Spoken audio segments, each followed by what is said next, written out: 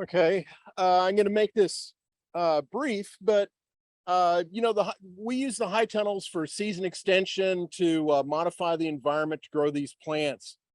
Something else to think about is it's also potentially making the environment more favorable for certain pests. And so, uh, with this cucurbit crop, with this squash crop, not only do we need to manage the common field pests, and just walking through this hive tunnel, I've seen active squash vine borer, I've seen cucumber beetles that are active on the plants, but there's also a few pests that are more common in the high tunnel than they would be in the field.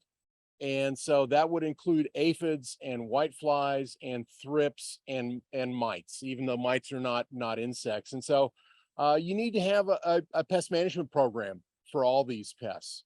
Uh, what one of the aspects is during the main season, during the summer, like what we have right now, you're going to see all those field pests in here as well.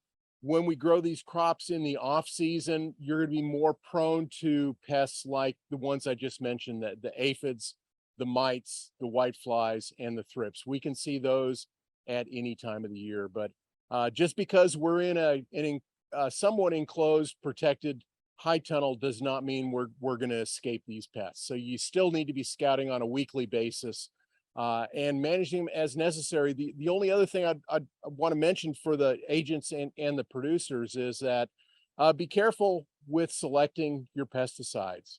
Some are approved for use in the high tunnel and some are not. So not all the insecticides that you use in the field are necessarily available in the high tunnel, because the EPA considers the high tunnel to be a greenhouse.